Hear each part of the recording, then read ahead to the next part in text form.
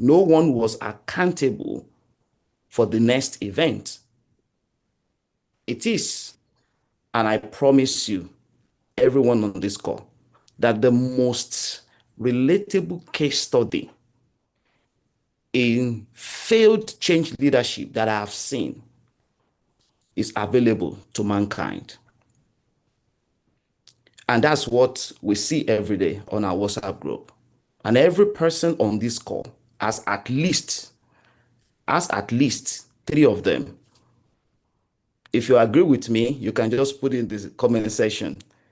Have you ever been in one of those groups before? And suddenly, nothing is happening on the group and everything is just silent. Have we ever asked ourselves, why? Why is that happening? Why that nothing is happening on the group anymore?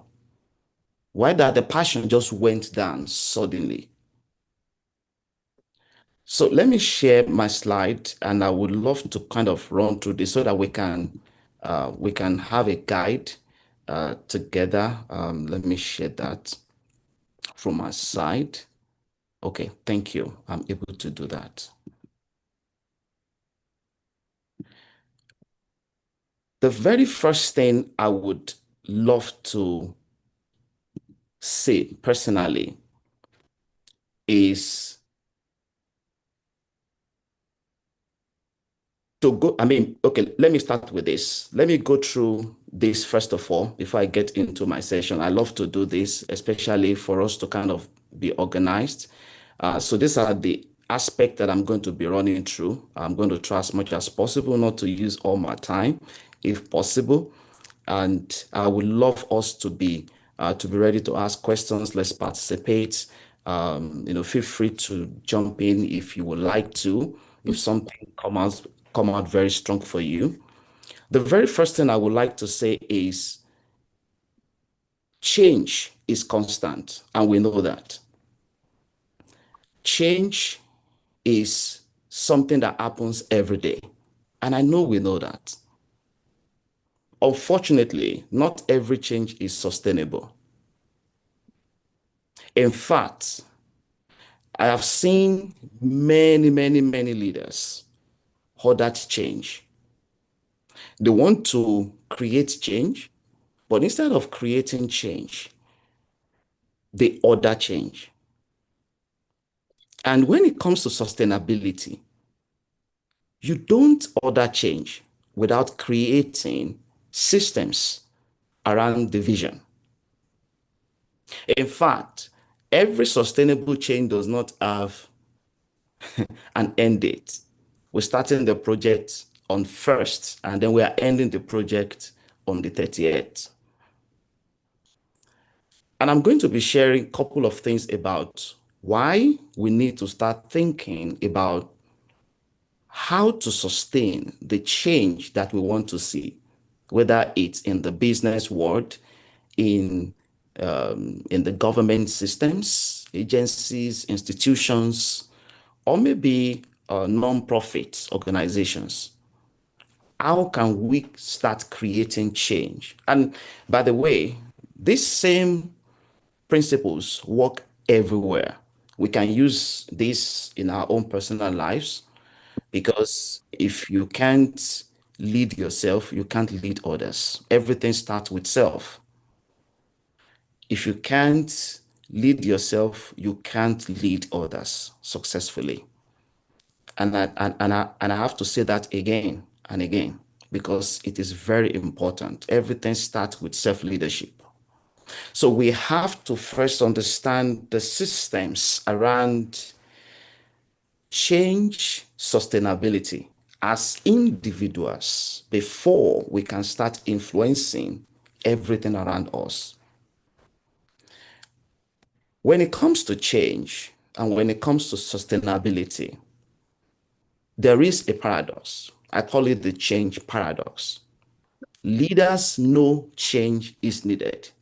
And in fact, if you walk around today in every nation of the world, you will realize that everyone you meet, every leader you meet, understands that there is a need for change. However, not every change that people are talking about, that people desire, can actually last. So why doesn't change last? There has been a lot of research about this, and I'm not going to bore us with a lot of research, but I'm going to specifically mention this, that 70% of change initiatives fail to achieve goals. McKinsey, as we know, very popular consulting companies, company globally, they did intensive research on change, sustainability, change management, change leadership. I've read several articles that they published. And PROSA, ADKAR framework, ADKAR model, many organizations have used their frameworks globally. I use them in several consulting companies, in trainings, wonderful frameworks. They also discovered that 83% of leaders say culture blocks transformation. So that means the word culture is very important when it comes to sustainability. According to our president's speech, embedding the change that we have initiated is very paramount. So we have to nurture and we have to embed in order for us to sustain the change. So please, let's pay close attention to those two words, nurturing and embedding. So when you are nurturing and embedding, that means you don't have an end date. It must live after you. So for example, you can have an opportunity to lead people now. So we call it position or title. Okay, so you have been appointed or you have been promoted, or maybe you have started a business by yourself. So that is a role. You are filling a role. You have a position. Okay, so how can you create systems that can live after you? How can you create change that can live after you? And that could be a very simple thing that you are just planning to adjust, maybe in your own small team or in your own department or in your division. And that could be across the organization. Let's look at this number, 1.3 trillion, not billion, trillion lost annually to failed change programs, according to McKinsey. That is huge. And Gardner also had a research on change management in 2022. They also affirmed this particular number, 1.3 trillion. So what is really the problem? This is a big issue. Why are we experiencing this?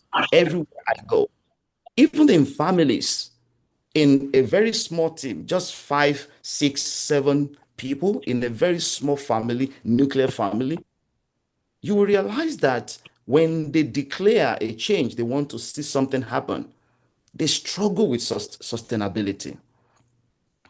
And that is what we are going to be looking at today. So, what does sustaining change actually mean in business, in nonprofit, in government? Now, in business, we can talk about revenue growth. Okay, I know anyone in business on this call will understand what I'm talking about. Revenue growth, and when I'm saying business, it could be the business you've started yourself, entrepreneurship or intrapreneurship. Okay, you are an executive in an organization that requires business mindset because you are always strategic at that level, leading initiatives and creating change.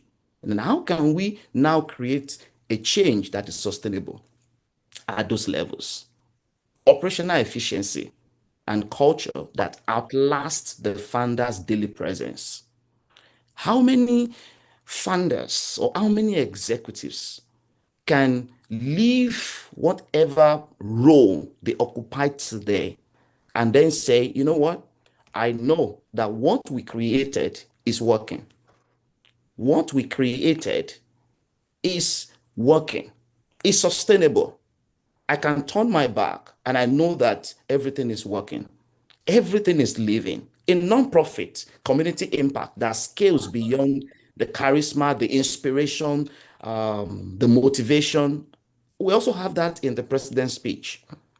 It talks about everything can start with inspiration, but after inspiration, what next?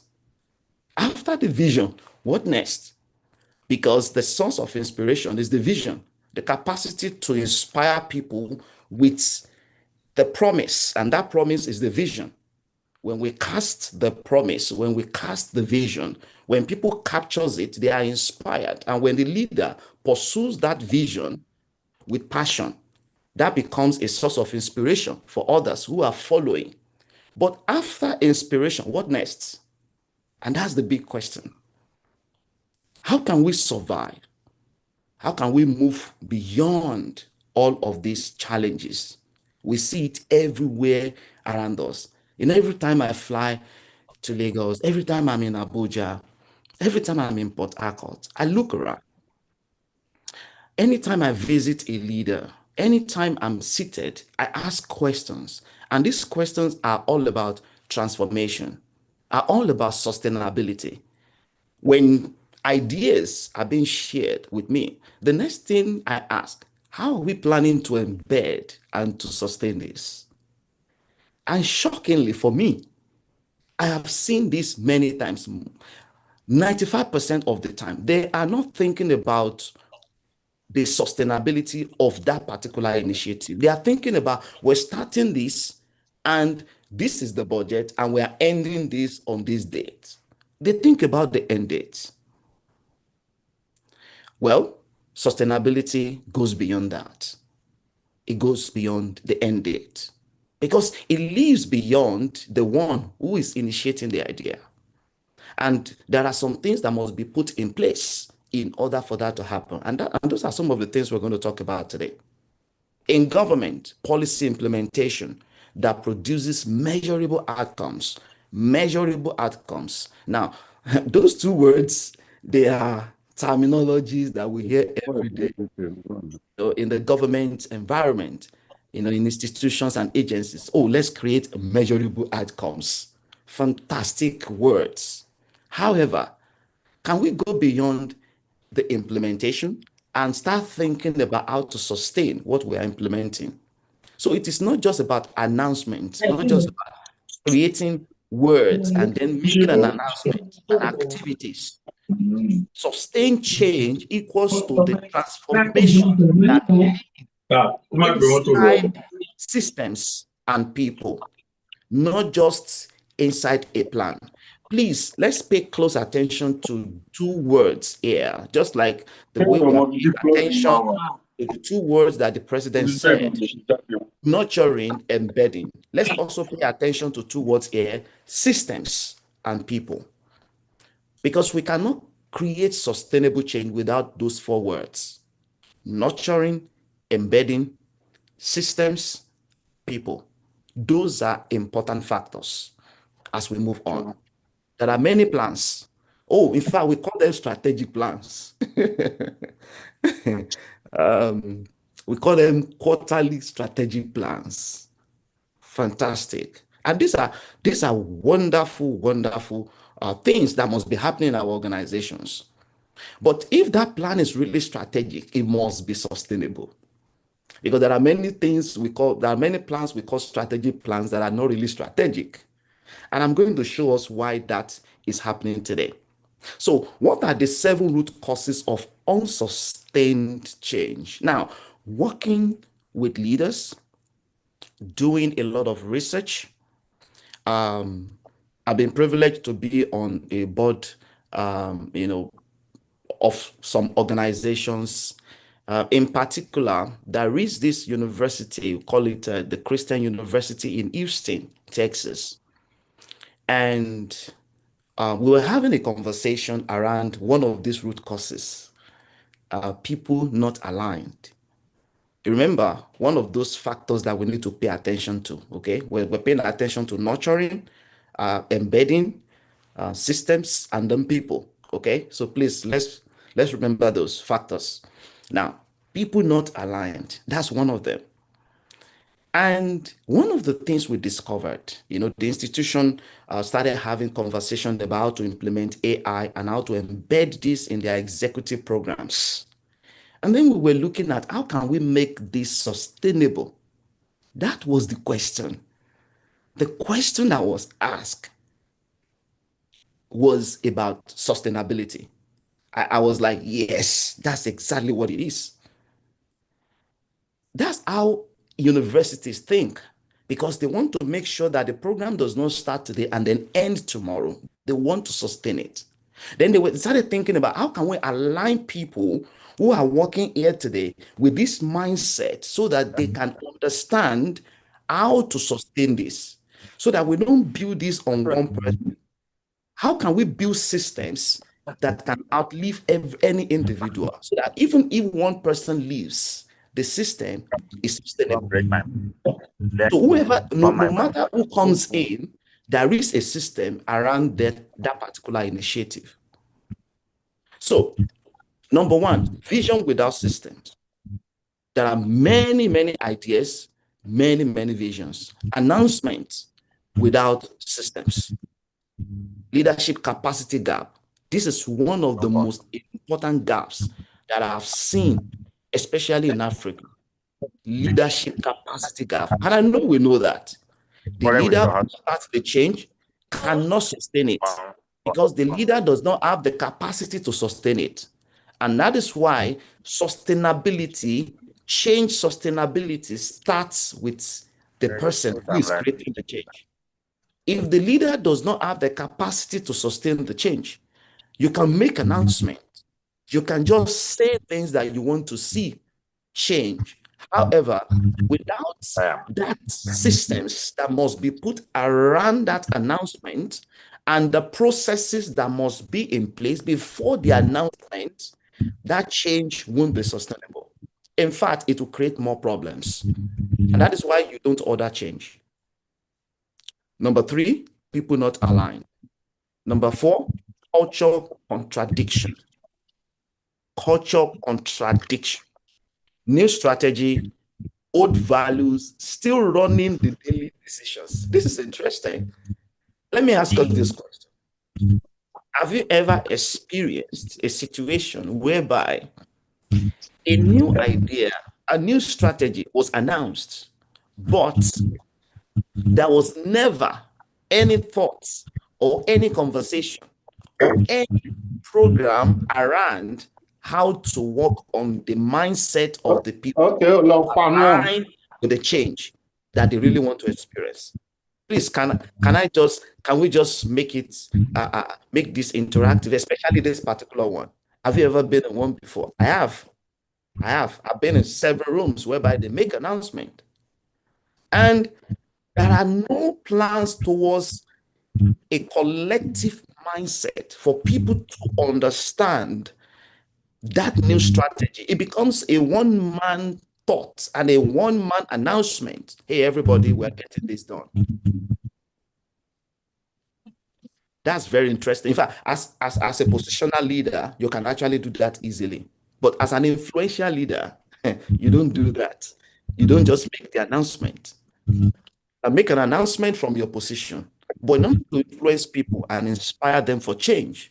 There are processes that must be followed. I'm going to look into that as we move on. Number five is communication breakdown. This is also very important. People don't know what is changing. They don't understand why are we changing it. They don't know what it means for them. Everyone thinks about what is my own in it. People don't commit until they have the understanding of what is my own in this change. When they have the comprehension of their own in that change, they commit. Many times people may not align. People may not commit, but they will align. Even if they don't commit, they will align because they've seen theirs in it. Number six is no readiness assessment. This is also very important. Same many change processes rolled out without assessment, without understanding why are we doing this? and who do we need to support? Maybe it could be in leadership capacity, it could be in understanding systems, structures, or what kind of habits do we need to adjust in order for everyone to follow this particular change and then create something that can be sustainable. And number 7 is failure to scale and sustain. There is a difference between growth level and scale level in every level of an organization. In every growth system, in every transformation system, there are 7 levels. The first level is the vision level. Oh, we want to get this done. We are initiating this change. And the second level is the launch stage. Oh, let's launch it. The third level is traction. Then before you move into growth.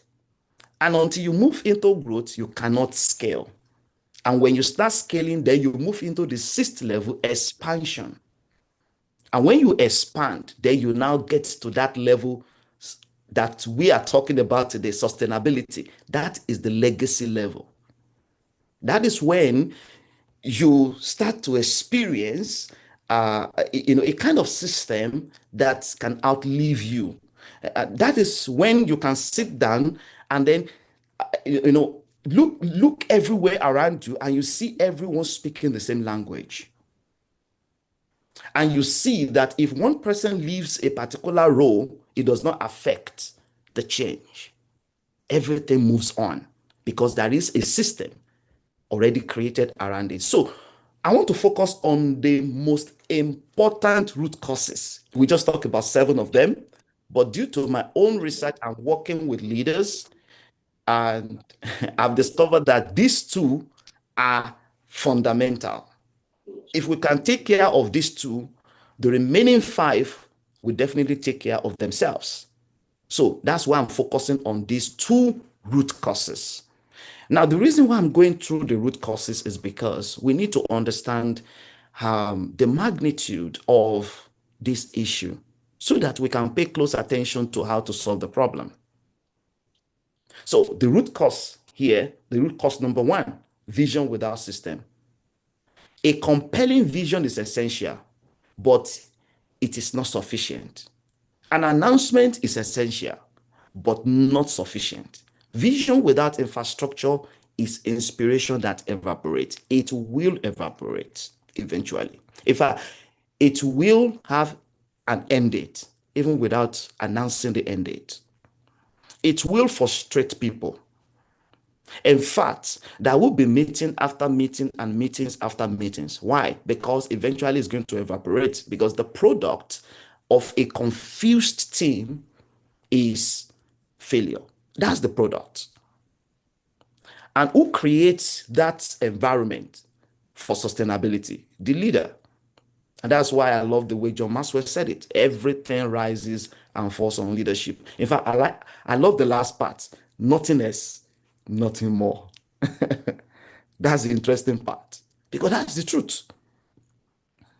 So until we as leaders take this as our responsibility, that if sustainability is going to be experienced in this environment, then I have to start thinking in terms of sustainability. We have to think about it. Leadership gap is one of the biggest challenges. In fact, leadership gap always creates vision without systems. So the leader who starts a change initiative is often not the leader who has the capacity to sustain it. Now, there is a reason. Here's the reason, the second statement. The skills that launch change are different from the skills that embed it. Can you say the same word that the president used? Because it's important. Very important. If the change is not embedded in the system, the change cannot be sustainable. And I repeat, if the change is not embedded in the system, the change cannot be sustained. And if the culture shift does not happen within the environment, the change cannot be sustainable. If there is no culture shift, you cannot build a new idea, a new strategy, a new vision on the same old culture. and then expect that change to be sustainable, you have already created failure. And that is why the fundamental thing in leadership is the mindset, is culture shift. There must be a plan for culture shift before we can create sustainable change. I laugh so many times when we talk about sustainability, the way we talk about it, in Nigeria, because and anytime I have the opportunity to talk to anyone who is leading, especially in the government, in top organizations, one of the things I'm very passionate about is talking about this sustainability thing. Why? Because we are very, very fast, to announce change without understanding the processes and the preparation needed to sustain the change. We can easily put together documentations about change and put things on the wall and spend a lot of money to make sure that everybody sees that, oh, this is happening. These are very great stuff to do. But beneath all those physical things are things we can't see. That's why, I'm a man of faith. That's why this everything we see in the physical is controlled in the spiritual, right? The same thing happens when it comes to change, sustaining change. The invisible part of sustainability is the culture.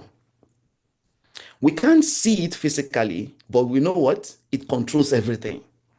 If there is no plan for culture shift, if there is no plan for mindset shift, the change won't be sustainable, no matter how beautiful it is. Because we cannot build new strategies and new vision on the old thinking.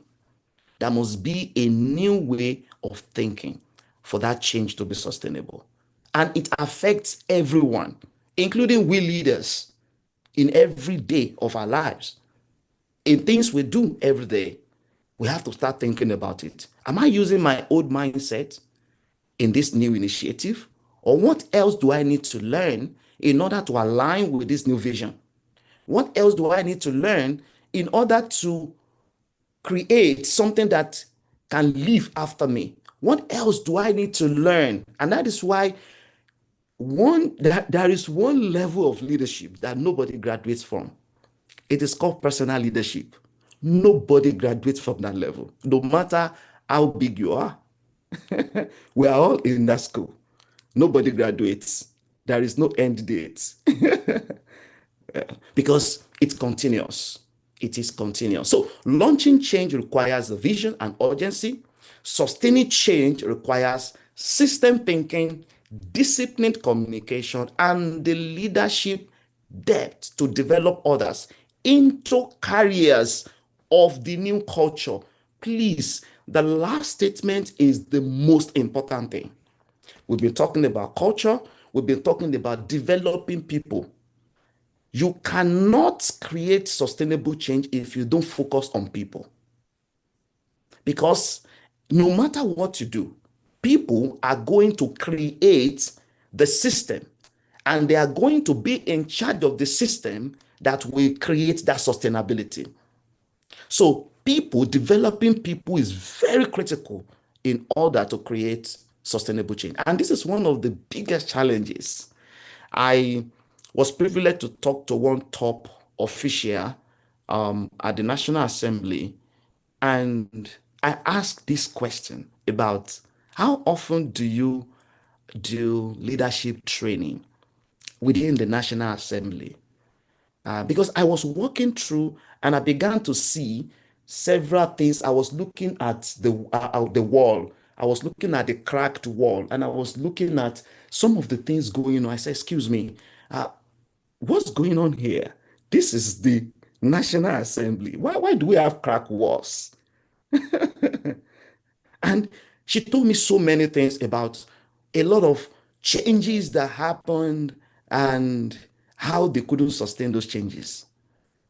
And that led me to another question. How are we developing people? And then she said, we don't really have a specific, or planned trainings for people. But we do it regularly. So they do it when they just think about it, or when someone submits a proposal that we should do this, right? They don't have internal systems to create sustainable change. And that's exactly what happens at the top. If that is happening at the top, how do we want to create new initiatives, new strategies with the old thinking? That's something we need to start thinking about. And the key question for every leader in this room is this: do you have a system behind your vision? Do you have a system behind your idea? We hear the word system every time. Basically, what does that mean? It means you have created a mindset, a culture that is repeatable. You have created a mindset, a culture that is repeatable. If that what you have created is not repeatable, if people cannot repeat it and continue to do it without you being there, then it is not yet a system. And the capacity to lead beyond your level matters. So let's start thinking about that. Now, due to my research, I've also discovered that, in several institutions, business, and of course, non-profits, there are different levels. As you can see here, you can see the chart, the percentage of change initiatives failing to sustain results, synthesized, 2019 to 2023. This is the summary of their research. Look at McKinsey transformation practices, ProSci, best practices in change management, and the Gardner HR research. If you look at Qatar as well international, I love their research.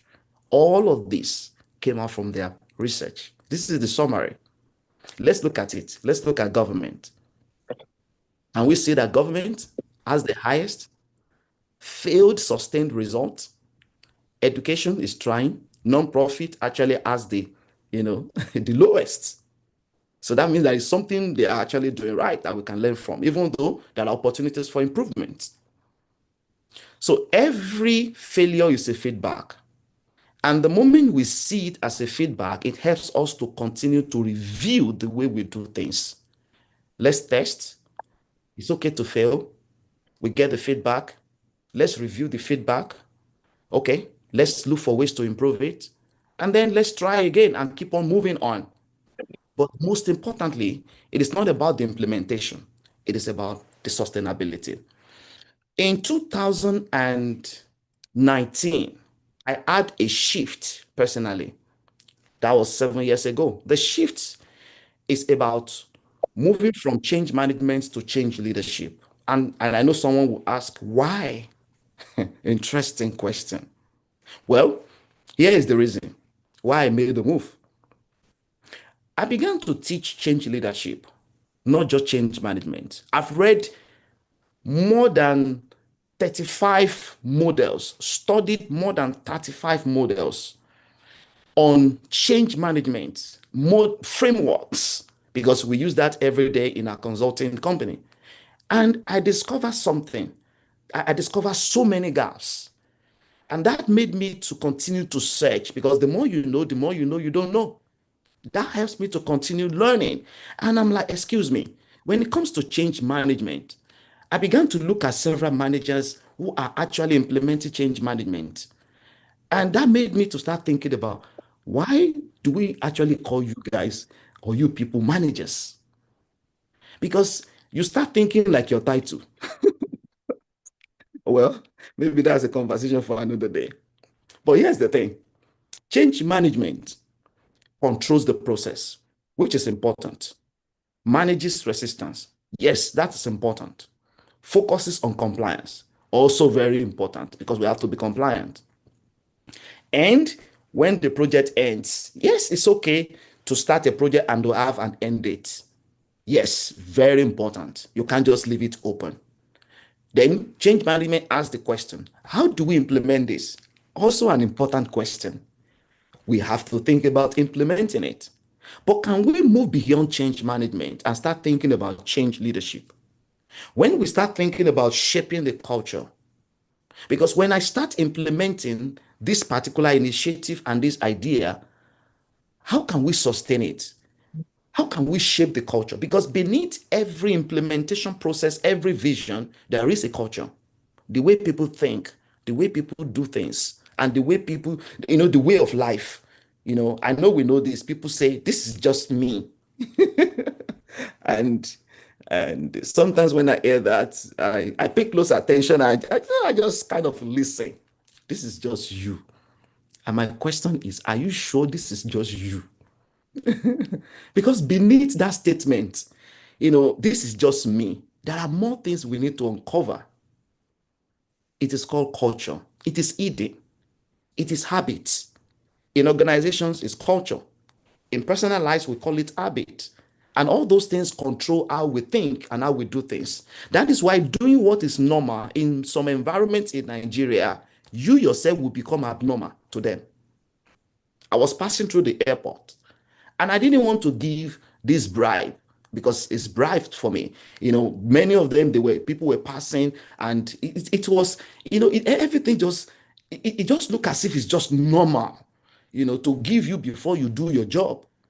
I can say thank you to you if I want to appreciate you, right? For doing a good job. That comes from within. But I must first give you before you do the job. And because I said no, they told me to wait for another 30 minutes. And I asked for their leader, and they brought the manager, and I asked him some questions that he could not answer. I asked him about the training he's giving his people. So when I began to ask questions, that was when he sent somebody to me, please let him go. Maybe they started thinking, who is this person? Who knows? But they just allowed me to go. But they wanted me to actually give them money before doing their job. So anyone who does not do that becomes abnormal. Culture. Change leadership builds commitment. Change leadership focuses on conviction. Now, commitment is very critical. People may not agree, but you know what? They will commit because they have the understanding of the reason why there is a need for change. They will align first and then commit, even if they don't agree. Because in every form of change, you cannot have everybody on the same page. Some people will not agree. But when they start seeing what is my own in it, the reason why they are not agree is because they cannot see their own in it. What is my own in it, right? They're thinking about self. So they're thinking about their families. They're thinking about their business. They are thinking about everything they're building. So change leadership focuses on conviction, which is from within. It sustains beyond the project. We have an end date, but after this end date, what next? What next? They ask the question, how do we embed this? You see that word again that the president used, embedding the change. So the danger of complacency inside a successful organization and the importance of leaders knowing themselves deeply before they can lead others authentically. Now, this statement was made during the podcast. Deloitte's CEO was invited with a thought leader, Don Yaga. They had a fantastic, this was done recently, fantastic podcast. And the podcast was about corporate competitor, right? And that was the statement he made. And one of the things that actually stood out for me here is leaders knowing themselves deeply. Do we have leaders today that actually know themselves deeply? Many times we say people are difficult. Oh, they are so difficult. They don't want to accept this change. No, no, no. They are not difficult. The problem is you don't know them. If you know people and you know where they are standing, you understand their perspective and you know what they are thinking and where they are thinking from and how they are thinking about the change, then the leader needs to start thinking about what questions do I need to ask, to continue to ask questions and then to communicate so that they have the clear understanding of what it means to create the change and to sustain the change. Now, let me quickly move very fast. Now we have talked about the challenges, we have talked about the problems, we have seen the data, and we've seen so many global institutions, trusted institutions that have done researches. So I want to quickly move through, and I'm going to be fast, in doing this. When I look into several models and we look into several frameworks, then we came up with this model. We call it the Adapt Change Leadership Model, the 6-step framework for sustainable transformation. You can use this in business, you can use it in a nonprofit or in the government agency or institution. Now, the reason why this is very important is because we discovered that this actually fills a lot of gaps that we discovered. Now, I don't want to talk about all those gaps today because if we start, we're going to be here for the next 3 hours. But here's the thing. Let's start with the first letter, adapt. Alert the system. What is system alert? If someone has an headache, okay, the headache basically is an alert that something is wrong, okay? If a business is not profitable, that is an alert. You are investing every time, but you are not, you're not breaking even and no profit. That is an alert. Okay, the system is giving you a feedback. Now, the body system is giving you a feedback. Something is wrong somewhere in your body. Something is not done right. That's why you have the headache. And when you discover this symptom, then we need to go beyond it and start thinking, now there is a system alert. So in every business, there are alerts everywhere. Non-profit alerts everywhere. In the government systems, alerts everywhere. Corruption is an alert that something is wrong. So corruption is not really the problem. It's an effect. So something is wrong. So what is wrong? And that should be the question. Okay. Now, the number 2 is to diagnose the gaps. We want to know, we want to assess leadership. We want to assess, as you can see, the first word there is leadership. We're not starting with systems, we're starting with leadership. Because there's something we call tipping point. In every form of transformation, it starts with the people at the top. You don't start transformation with the teams. If you can start the pilot systems with the teams, but the transformation must start from the top. It is called tipping point. When everyone at the top aligns with the transformation, so that when the people who are implementing the transformation, when they start working on the process of sustainability, the people at the top don't frustrate them. Frustration comes from the top when there is no alignment with the people who are carrying the vision and the implementers. So we have to diagnose the gaps. What are the gaps? Are they from the top, the middle, or the implementers? We have to assess leadership. We have to assess systems. We have to assess people. And then we have to assess culture. Now, these 4 factors must be assessed before we start thinking about moving to readiness, which is the preparation for change. So I have headache, you go to the doctor. The doctor will not just give you medicine instantly. Any doctor who does that is ready to kill the patient. Please run away. Well, I have not experienced one yet. Okay. The doctor must first understand the problem. You have to go through the blood tests and then go through all those things. However, when I was growing up, I experienced that because I bought so many drugs, okay, on the streets.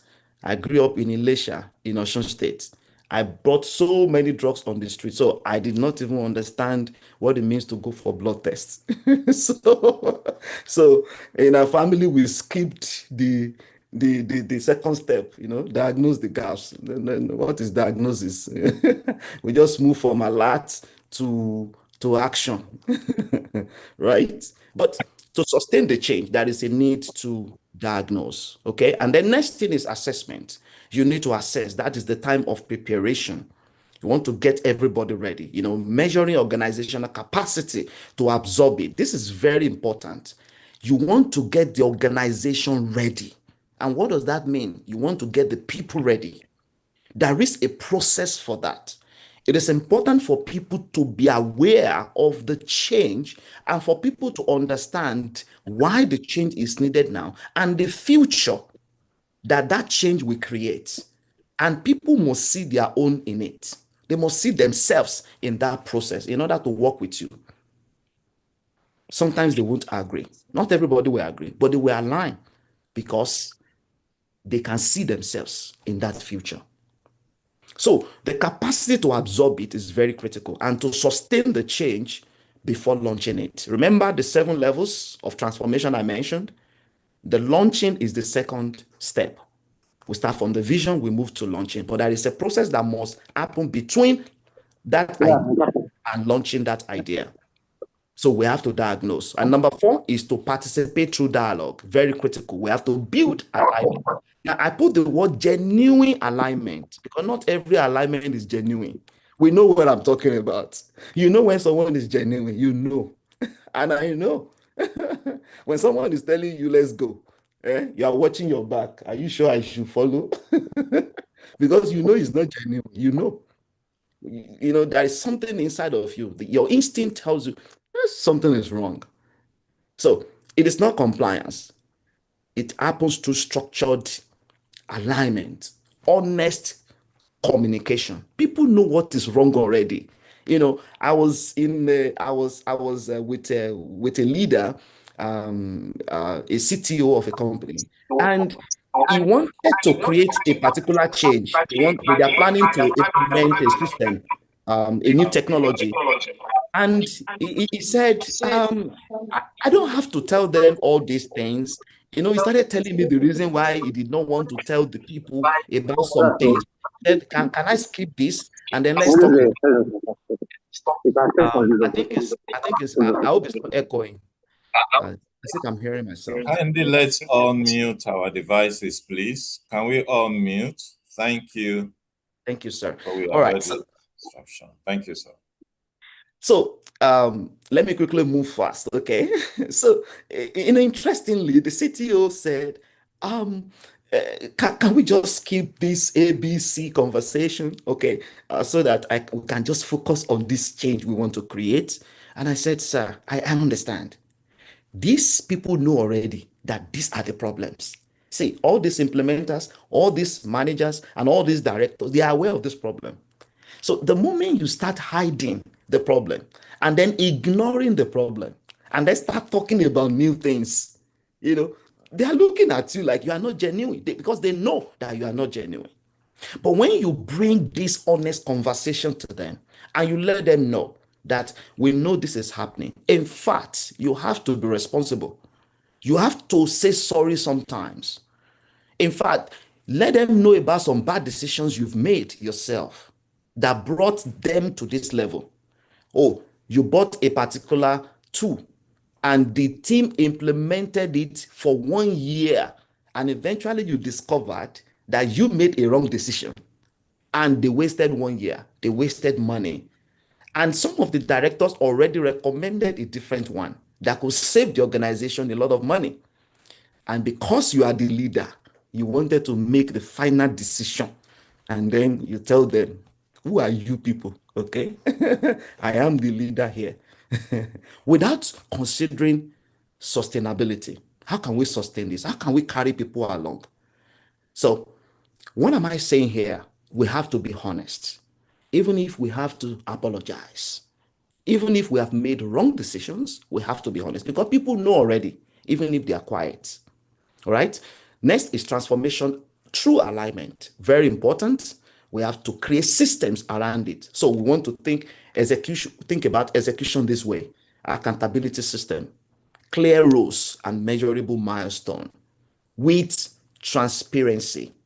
You know, there was a day I asked somebody, I said, imagine a nation, imagine Nigeria, whereby a citizen can log in and a citizen can start thinking like, oh, this is what the president used the money for. Oh, this is what the minister used the money for. Oh, this is what my local government chairman used the money for. And they can log in and they can see all the data. They can see all the expenses. They can see the receipts. They can see how the money is going in and coming out.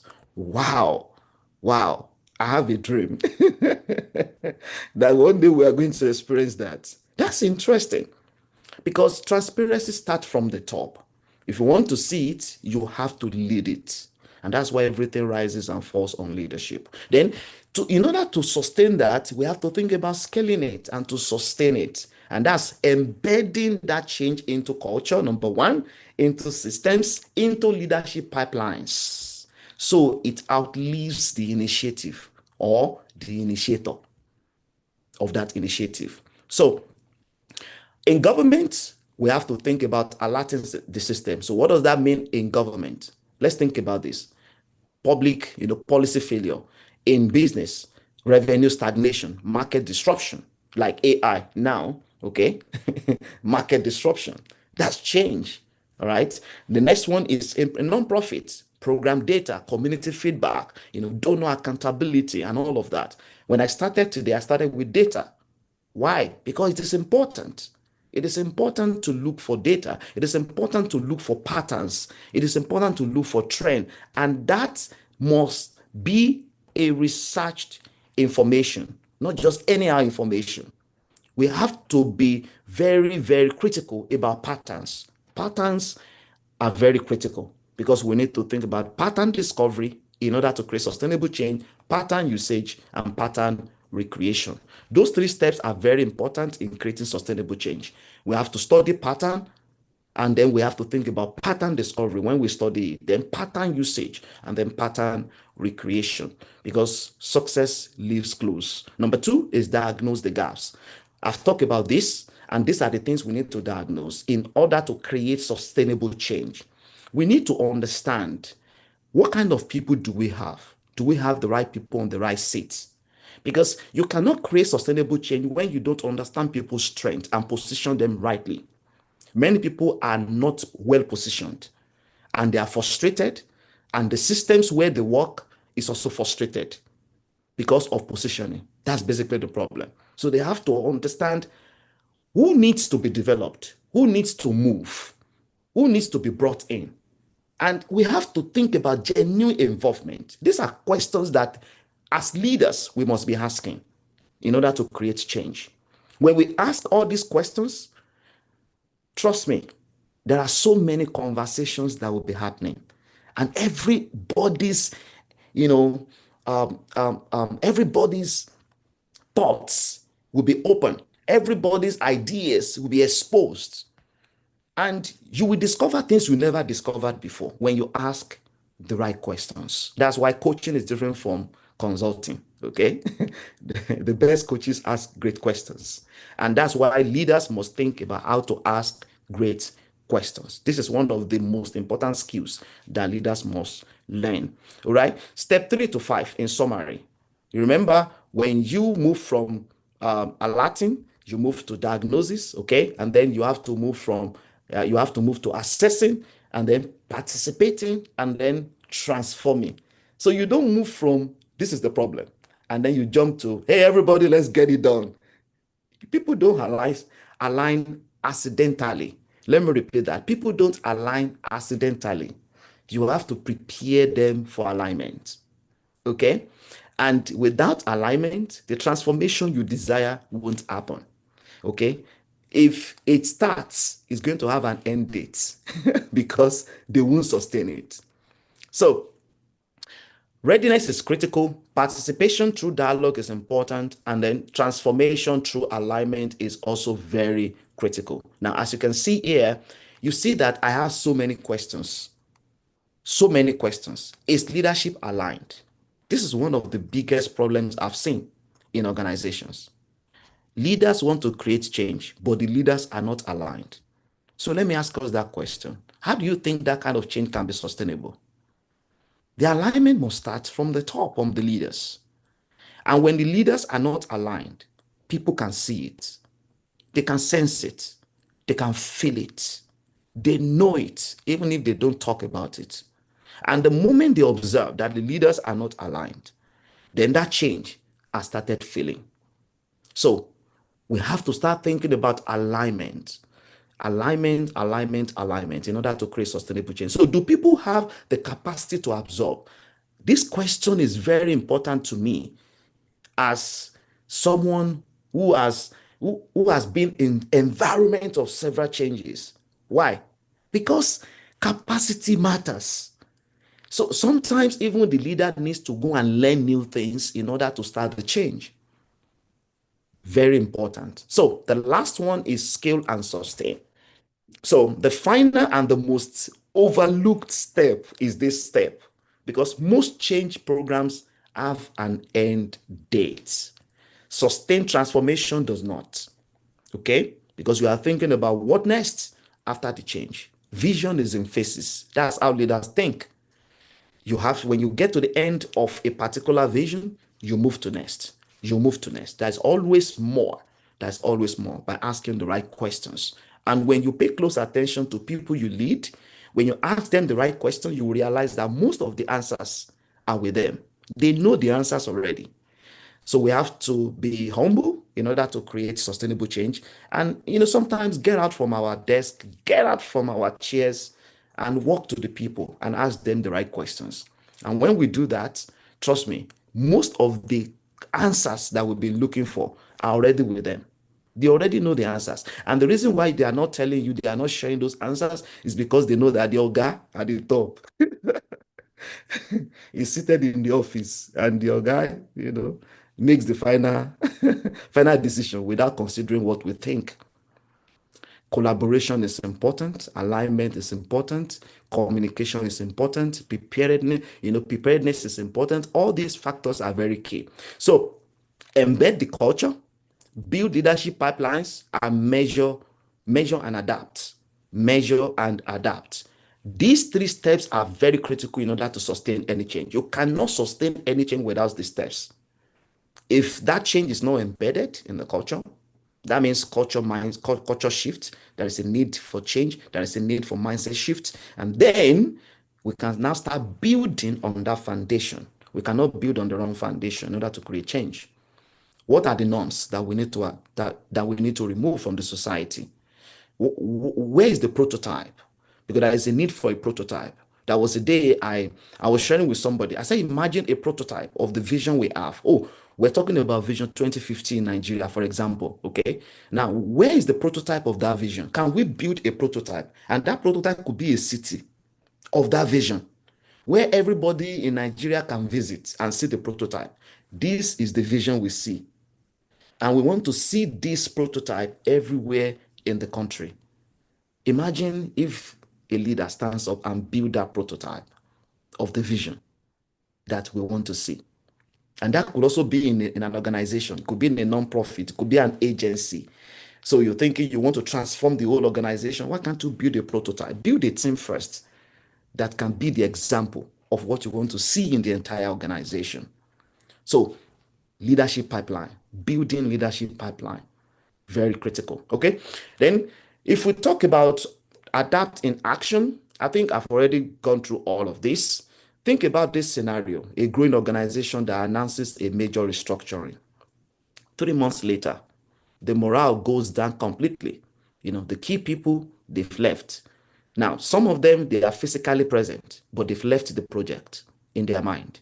They've left the project completely. You see the head count, but not the heart count. You see them every day, they clock in. You see them every day, they enter the office. But some of them arrive before you.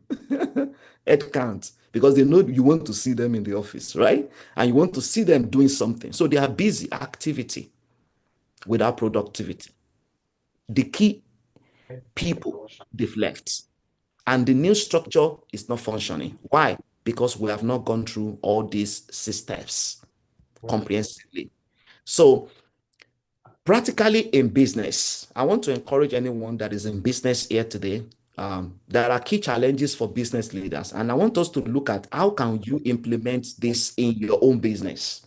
So to implement this in your own business, I want us to know that it is good to start with strategy, with new ideas. Strategy changes annually, culture changes slowly.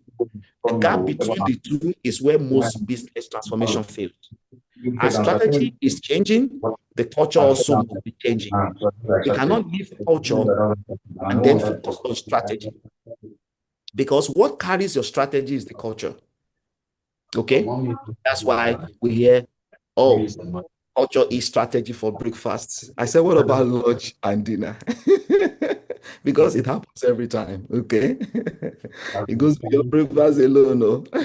So, as you can see, there are several alert business that we need to focus. It's the same thing in government. For anyone in government who has the privilege of serving in a government role, this also must be looked into. For example, communicate the mandate for change in non-citizen outcome terms. Most people don't understand some terminologies. How can they understand? For example, you want a national change. How can somebody at Ocean Market understand that change? What policy language? Okay. Servants and communities need to understand what changes for them, and then not just what the policy says. Okay, because we have to think about everyone that is involved. Okay, that is people alignment. Also, in non-profit organizations, we have to think in terms of, okay, how can we create this sustainable change in this system? Okay, now let me say this real quick. I'm looking at my time. Okay, I will be ending in the next few minutes, 5 minutes or so. Let's look at this. In a non-profit organization, people join because of the mission. People join because of the vision. People join because they have seen something that connects with their hearts. They have seen something, that's why they are connected. And any change that appears to compromise that mission will face deeply personal resistance from the staff, the volunteers, and anyone who is supporting the mission. Why? If people don't understand the reason for the change, and if these systems are not clearly followed, then that kind of change eventually will fail. Please, let's pay close attention to the first level, the first letter, halat. It happens every day. If I ask anybody on this call to please to type in the comment section 15 alerts in the government, I'm very sure we're going to type more than 15 because we can see them, right? And those are feedbacks. And that's how leaders should see every alert. It's a feedback that this is an headache in the body. Okay, so what do we need to do? Let's assess. And what are the things we need to assess? The people, the system, okay, the culture, the leadership capacity. We need to look at so many things in order for us to make a decision, right? And here is my question. Assess your organization's change readiness. Page to see what is happening. I want us to look at these steps, and I want to quickly ask everybody, you can take a screenshot of this real quick, take the screenshot and assess your own organization or assess your own family, okay? And assess yourself, okay? Because it must start with yourself. Assess yourself, assess your family, assess your organization, assess your team, assess the people you are leading. Use these 6 steps to assess and score yourself. As you can see here, score yourself between 24 and 30. If you score between 24 and 30, that means strong readiness. You can use this in your team. Share before you start the change program. Share this assessment, and this is a very simple way to actually start the conversation and to know if they really understand the change. If they really understand the process. But please, if you score below 15, then pause and go back to diagnosis before proceeding. That means nobody understands the change and nobody understands why the change is needed and what needs to be changed or who needs to be involved in the change, right? And the leadership capacity imperative, like I mentioned, this is also very critical across organization. According to research we did in 2024 and the ProSAL research looking at the ADCA procedures released on papers in 2025 about the leadership capacity in organization to create sustainable change.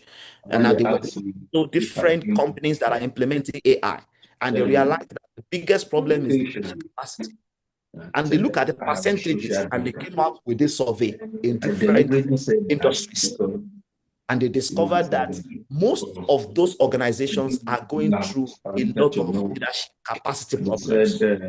So I want to encourage everyone to please, let's pay close attention to leadership capacity by starting with our own self-leadership capacity, because we cannot help others if we don't help ourselves. We need to start with self by leading ourselves. And leading yourself means you are improving yourself. You are committed, to learning every time. And that's why I want to say a big thank you to everyone who is on this call. But this is a proof that we are all learning together, that we are all growing together, and we are ready to sustain every change that we have started. I immediately was able to start thinking. The 6 common mistakes in change leadership, I want to call our attention to this so that we don't go through them, right? We have to recognize all of this whenever we are creating any form of change. We have to recognize this every time.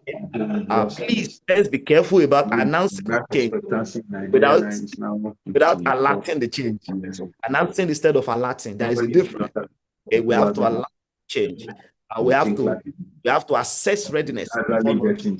We have to think about early wins and then how to go beyond that completion rate that we have set. We have to think about diagnosing the problem. We have to think about engagement. That's about people alignment and participation, process of change. And then we have to think about systems, building everything around the people. Leadership and then building the people who are going to become the change champions. I call them change champions. I call them change agents. And that's what we need to build. If you are the only change agent in your organization, that change can we have to create that change agent who are going to continue to move that change by creating systems and structure for the change. And we have seen what research is saying. This is the research we did in 150 with 250 leaders in Nigeria and the United States. And that was how we came up with the ADAPT system and so many other researches that we did. The data actually made us to understand that it is important to think about these two, communication quality and aligning people during the change. These two are very critical. As you can see the graph, very critical. And this is one of the biggest things we discovered. Now, the reason why most change processes fail is alignment. When people don't align, then the change will not succeed. And here is where I'm going to end. I just to our research and so many other things that we have done for organization. By God's grace, we have created so many tools in helping leaders. Just a minute, please. Just a minute, sir. Mr. Adewale. Yes, MC, can you please stop this guy? No, you should stop it. Can you please stop him? He has been disturbing us things.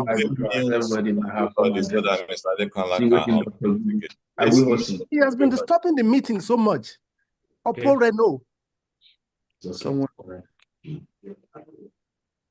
Please mute everybody so that Mr. Adekola can unmute. Please continue, sir, Mr. Adekola, please, and continue. He has been disturbing that meeting for so long. I couldn't just stand it again.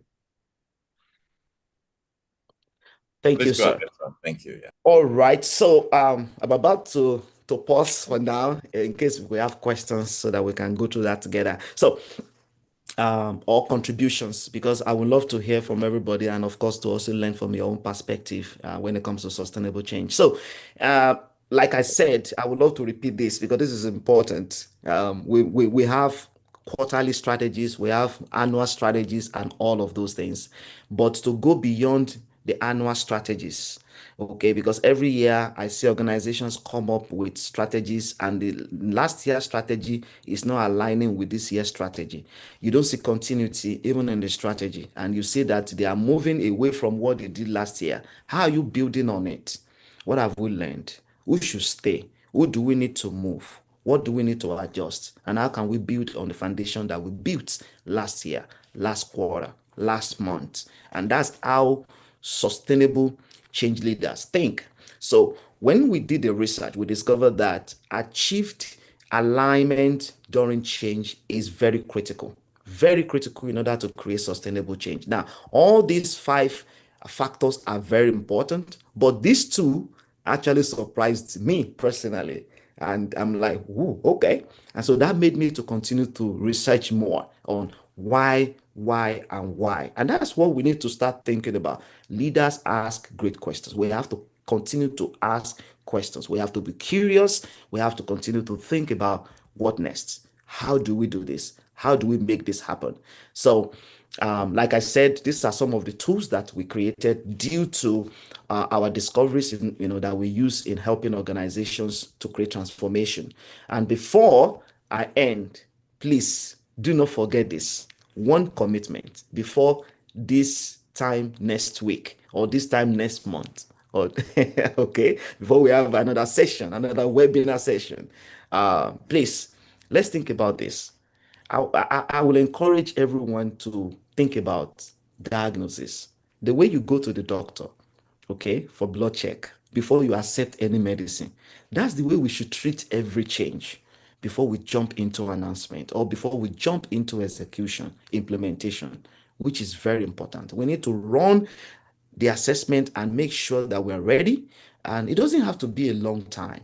It depends on the change. We can create systems around it, and then we can understand who is ready, who is not ready. What do we need to do to get them ready? Who is needed? Who is not needed? Who is involved? Who do we need to move? What do we need to create? Who do we need to assign? What roles are needed? What roles are not needed? All these things must be put in place. And that's what we call strategic thinking. And those are the things that happen in strategic meetings. So the outcome must produce what we need in everything we do. Very strategic. We need to think about alerting. Identify one change initiative in your organization that was announced but never properly explained. Plan the conversation that should have happened. Okay, if you are the one in charge of the change, please let's think about that and then go back again. It's okay to pause and then start asking the right questions. Then assess, share this session readiness score that you did, the one I shared with us that you did. If anyone did that, okay, if you did it, please share with us. What did you score? You can share with us on this score as well, okay? Feel free to share so that we can learn together.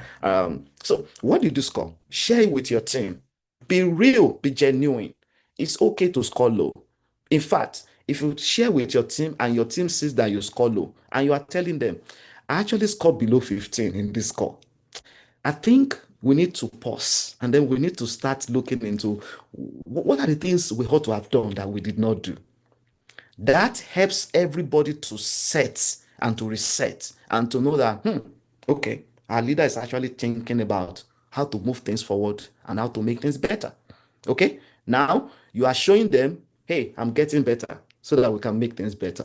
So let's do that independently and let's see how we can help our people. All right, we have gone through all of this. I've gone through so many questions here today.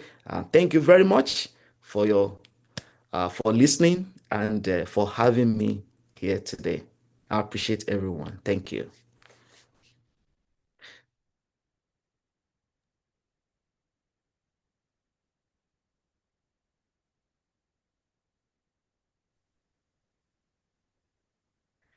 All right. Questions, comments. Sustainable change.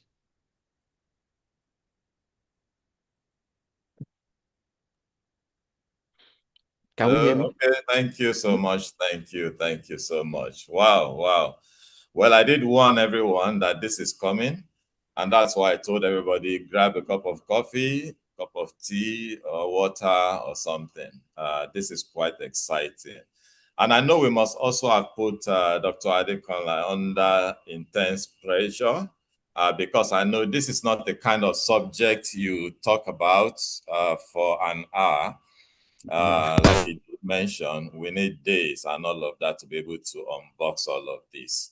But we do truly appreciate what you have put into all of this. I saw somebody already asking if this will be shared, and I know you're going to be magnanimous enough at least to give us, if not or some part of this. This is something we need to go back and take some study and look over. So congratulations everybody on this call today, because we've just gone through a mini MBA on leadership. So please, let's put hands together again, once again, for Dr. Adekola for this beautiful session. Now, I know there are questions. How we're going to treat this, I don't know, because of the time we have left. But we'll just take a few comments and questions as we begin to wind down the session for the day. I already saw one hand up, even while you were speaking. That's the hand of Ndidi Zedome. So that will be the first person to quickly unmute and speak. And if we do have other questions and comments, we'll take them as quick as possible. Please, question, comments, not more than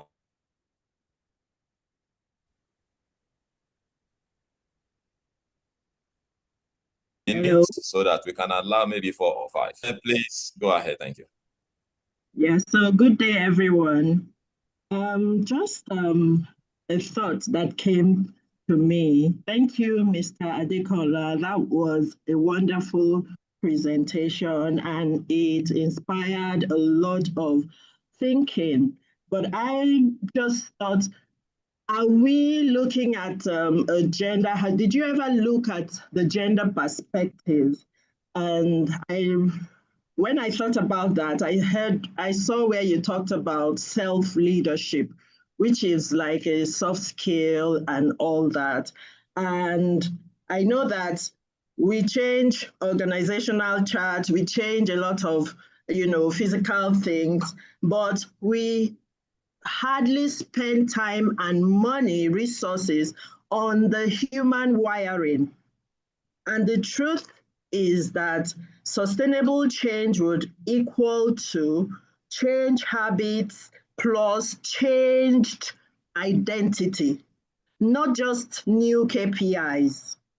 So we have to begin to look at or to teach leaders that their emotional task is very important, and also the system punishes new behavior sometimes without, really thinking about the consequences.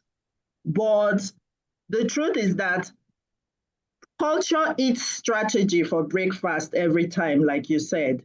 You say, be more innovative, take risk, but at the performance reviews, the budget approvals and things like that, leaders still punish those people who make mistakes, who venture and fail and all that. So things like this, we need to begin to map out solutions, how we can teach leaders that it's okay, because at the end of the day, no venture, no success, things like that. I know this conversation can go on and on, but let me say a last thing.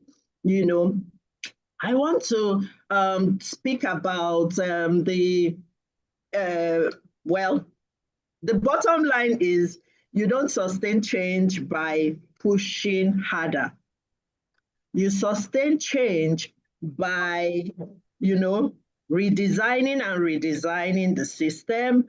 So the desired change would keep on creeping in. Sometimes it's subtle, but it's going to show a pathway, like you said, with communication and people being very mindful, the leaders, being very mindful to lead the people in a path that won't be too harsh on them, and with the least resistance, they would achieve that.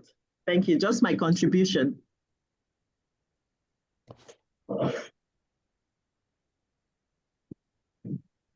Thank you.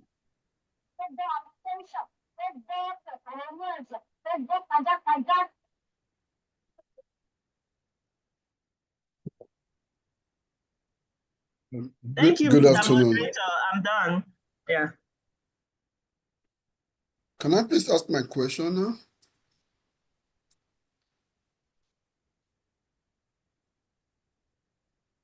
Go ahead. Mr. Babatunde, Mr. Babatunde, Okay, hand great. you up. Yes. Thank you very much. Thank you so much. Thank you for the delivery, Mr. Adekola. Thank you for all you do. I'm proud to be a part of the Maxwell leadership team and what you are doing. So great that I'm hearing you for the first time today. I have just a few questions, or one question. Now, you talked about the ADAPT methodology. And now you have a situation where you're going to be leading a new team, okay?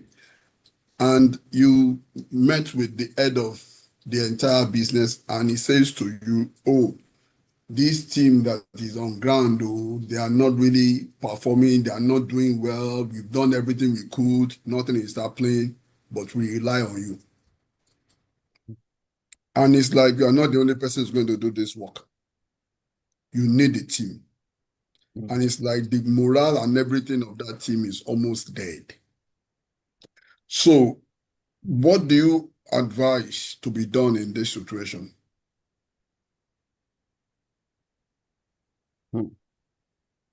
Wow, that sounds very, very good.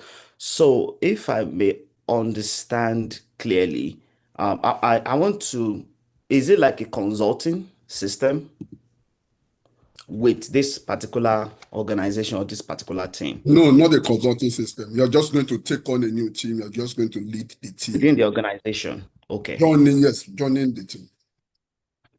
And the team is not performing well, and From what was said. Okay. From what was said. Yes. Thank you very much. So for me, there are many factors that we need to look into there because this change for me, definitely there's an alert. You already mentioned the alert, poor performance. Okay. So we know that something is wrong. Okay. And the team is not performing, but leadership relies on you to fix that particular problem. So that means they know that they already have a solution, and the solution is right here. Okay, and let's start with that. And that's one of the highest pressure, that let me call it highest pressure. You don't want to know. A leader can be in. Because number one, you are being judged on outcomes you didn't create. Whatever that happens. Definitely. You are going to be judged on the timelines that you did not even set with the people that you did not choose. Okay, so because they are bringing. So these are some fundamental factors I first think about when I see that. So the instinct here under that pressure is usually to move very fast and visibly. I want to get results. I want to restructure. I want to replace people. Now, I'm sharing this because these are things I've seen in organizations. I want to announce a new direction, okay? And that instinct, because there are a lot already, that instinct is almost always the wrong first move. Sometimes, let's say less than 5%, that may work. But more than 95%, always the wrong first move. Now, and it's exactly the failure pattern. Now I'm sharing this because it's a pattern I've seen. It's exactly the failure pattern that we've been teaching. That of course you know about it. Thank you very much. Good to meet you actually. Being on the same global platform, Maxwell Leadership. And it's also about the teaching that we have been talking about when it comes to the ADAPT context, launching change before diagnosing the actual gap. Now here, for me, the sequence has to be very clear. I will sequence the first 30 days, using your own personal lessons, personal experience, or personal framework that you want to use, rather than a generic management playbook here. Because you are dealing with real people and you want to build trust first. Number one, that's the fundamental thing. They won't listen and they won't follow you. They don't trust you. So you want to build trust first. And trust is more important than the execution and the new direction, because it's going to create natural flow for everything that is going to happen. For example, let's say that team, week one for me is going to be focusing on the alert and the diagnosis of what the issues are, not transformation at all. Not transformation, not announcement, not new direction. No, not at all. Number one, I want to ask a lot of questions. And I want to know who is the most influential person in that team. And I also want to understand who are the people who are quiet in that team. There are so many questions. We observe, we listen, and then we pay attention. All these things are very important, right? In order for us to capture what's really going on, the reality on ground. So we have to resist the urge to make any visible change in that first week. That is number one point of failure. Your only job is to find out with precision here okay, let me put it this way. You want to think which of these four categories, all right, like what I shared, do I need to really look into? You want to look at the alert, you want to diagnose the issues, you want to see what exactly is going on, and you want to clearly understand the current situation of the team. You want to know without assumptions, because most leaders assume it's a people gap immediately. Once they get there, oh, you people are the problem. In my own experience, it's far more often a system or leadership gap. And many times those leadership gaps, they wear what I call people gap disguise, right? And when the leader puts the blame on the team, and the leader is the problem. So we have to think beyond the team and look at the whole ecosystem to be able to see where the problem is really coming from. Because sometimes we need to have some difficult conversations that even the leader may not like with the leader, which is very important. The influence on that particular team and how the leader relates with the team. So we want to, let me just quickly end it this way. So how do you diagnose this without we have to diagnose this without becoming the leader who just interrogates everyone. Very important. You are there to be their friend. You are there to understand, to be part of them, to first understand where they are, because we can't move them to the next phase if we don't understand where they are. They want to know that you really know them. And that's why I usually tell many leaders, don't say people are difficult. First thing, know them. When you know them, you know they are not really difficult people, because everyone is difficult in one way or the other. If you are close to me now, you might say, I'm difficult too, because you don't know me and you don't understand me, right? Because I have my own way of leading. And then, so if you don't know it, you say, this guy is difficult because he does not go your own way.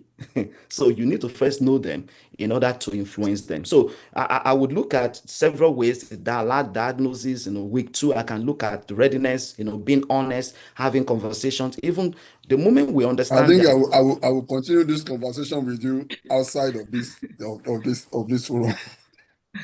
All right, sir. I will get in touch with you later today, sir. All right, sir. Thank you so much. I will even send a message right now. You're welcome, sir. Thank you so much. Yes, sir.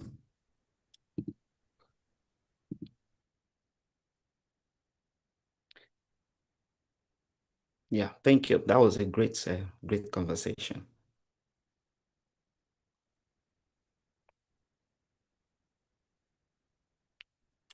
Mrs. Oluwatoyin, over to you, right?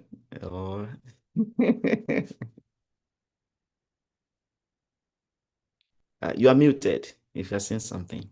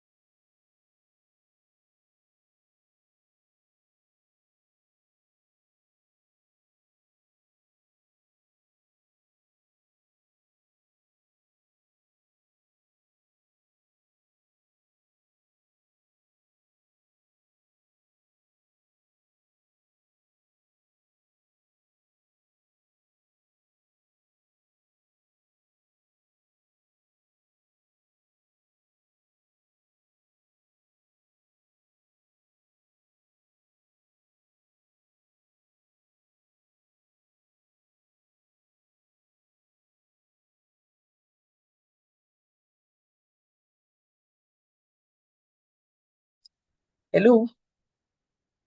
Hello, Mrs. Adekunle Akapo. Hello?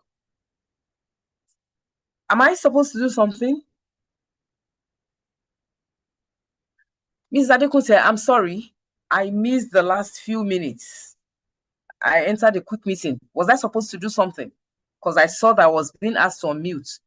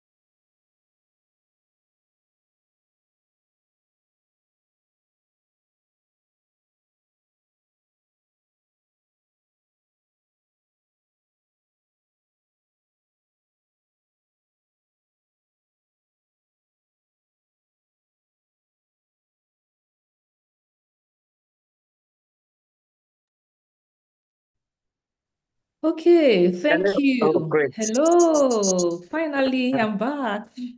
Thank you. You see, Welcome back. this is the Welcome back. beauty of technology. This is the beauty of technology. When everything is working well, then it's working well. That is what we enjoy. Thank you so much. Thank you so kindly, our facilitator. And I believe we've been able to take the question and answer. Do we still have any question? Mr. Oladele's hand is up. Do you have any question? Or you want to take it offline with our facilitator? Okay, good morning, sir. Good afternoon, sir, Sama. I Yes. just want to add, though the last person that asked that question said they would like to discuss with the facilitator at the end of the program, but I just quickly want to add that when you join a team, probably the team is dysfunctional or there are issues at hand. Just like the facilitator mentioned, your first week of joining the organization is not when you start providing solutions. Otherwise, your solution could be hasty. And at the end of the day, you might not have gotten that time to actually carry out an audit of what is happening. There is the need for you to study or to have the holistic, what the issues or what the problems are, then take your time to diagnose it. Take your time to also discuss with the team that you meet or that you probably meet on ground. Otherwise, they will be seeing you as somebody who is coming with a super brain or let us see what he's going to do. They will just fold their hands and they begin to look at you, even if the solutions are probably in their hands. But the best thing is walk up to them, if possible, individually. And at the end of the day, you present by the time they start talking to you, then you note certain things down, then you'll be able to know the type of solution that you're going to profile when you meet them as a team. Then when you provide those solutions, let them realize that, well, these solutions that I'm offering is not superstar. But however, this is the way I think we can go. By so doing, one or two people will be able to tell you, okay, these are where we miss it, this and that. And at the end of the day, you are the new head of the team, you'll be able to know what the salient points or the salient issues are, which are not spoken out or which are not written out anywhere. And at the end of the day, you'll be able to, whatever you are preferring as solutions will be able to work. Thank you. Thank you. Thank you for your submission. Thank you so kindly. And Dr. Dayo, you have your hand up. Do you still want to add a comment to that before we take announcement? Go ahead, sir. Yes, thank you so much, Mrs. Mr. Akapo. Mr. Akapo, really appreciate you. Thank you so much again, our dear facilitator, Mr. Wale Adekonle. I really enjoy your presentation so much. One key question I want to ask, because I'm one of those who believe that knowledge that is not applied is wasted knowledge. So, and I think we're going to take you up on that. You have offered so much wonderful knowledge. So the key point is this: how can you help us? How can we apply this knowledge, of this webinar for the growth and sustainability of this institute? Because there are so many things for us to apply. The application to the institute particularly is so critical to me, because there are so many things you've shared with us that we need to apply. So we need to now come up with that implementation plan. I think I'm thinking the management of institute is going to get across to you. We are not going to stop here, definitely. We have to this level so that we can really, because it's in the doing of any message you enjoy the blessing. I'm happy. I can see you are a minister, you're a pastor. It's not just enough to hear. You need to, if you don't do what you have heard, you don't enjoy the blessing of the message you have heard. And I think that applies everywhere. So I don't know whether you have something to say about that and whether you are ready to help us to move to that next level. Thank you very much, sir. I truly appreciate that privilege. I think it's something that we can definitely discuss. I will be glad to be part of that conversation. I know that when it comes to that implementation, there will be a lot of questions and a lot of conversations that will definitely happen for us to get to that implementation and the sustainability. So I will be glad to be part of that journey, which I'm already part of. So thank you very much, sir. Exactly. That was what I wanted to say, that you're part of the family. Where will you run to? Thank you. Thank you so kindly. And to everyone, any other question? Is there any other hand up? Any other question? I guess we've taken most of the questions, and there is no question on the chat box. I only see commendation. Thank you, thank you, thank you. Praises to our facilitator for a well-delivered session.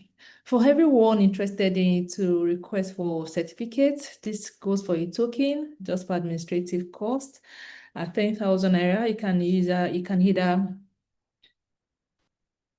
pay directly to the Zenith Bank account on display, or you okay, yeah, and you can just quickly scan the code that appeared on the chat box on the screen. I've also dropped the link on the chat box for us to access. Also on announcement, we say big congratulations to all our newly inducted members. We are glad you joined us. The next induction will be at the last quarter of the year. We want as many people to come and enjoy what is happening at the Institute. Please be an ambassador, share with everyone what the good things that are happening here, that all your colleagues should be a part of. Everyone interested should apply to join the Institute via the website. The application, the membership application link is there on the website. And the inauguration of 2026 and 2027 committees of council will be happening in July. Please, as all new and existing members, please, you should also indicate the committees you desire to serve on. You can share that for all of us that have been added to the group. You can share that on the platform, on the WhatsApp, and it will be they will take it up from there. Or if you indicate in the chat room, you can also pick it. It is always good to serve. Let us also learn and enjoy from our wealth of experience as leaders. I see many people on the call, and we recognize all our fellows, everyone that had stayed till this time, even all full members, associates, graduate members. We appreciate everyone's time here. Yes, thank you so much. We have Madam Abida Kun, FILCS, the chairman of the Advocacy Committee of Council. If she's still here, that she can help us with the vote of thanks on behalf of the leadership. Thank you very much. Yes. Yes, thank you very much. Hello. Thank you very much. Yeah, you go ahead. Okay. I'm happy to be here. Yes. Let me start by saying the president, chairman in council, the vice president, the registrar CEO, top fellows and members on the call, the facilitator, fellow Wale Adekola.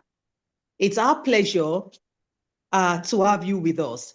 It's been a very, very engaging period with you.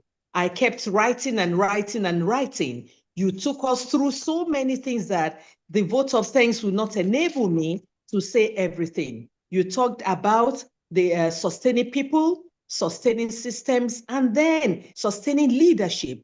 You talked about reflective learning. You talked about a lot of things. And what I can actually take out of everything is that we need the buy-in of the leader. The buy-in of the leader is strategic. It is very, very important. You can have the vision. You can have a lot of other things. The buy-in of the leader, the mindset, because like you said, a lot of people have that transactional attitude. The transactional attitude that we call kilobade, what is the need for me? We shouldn't be.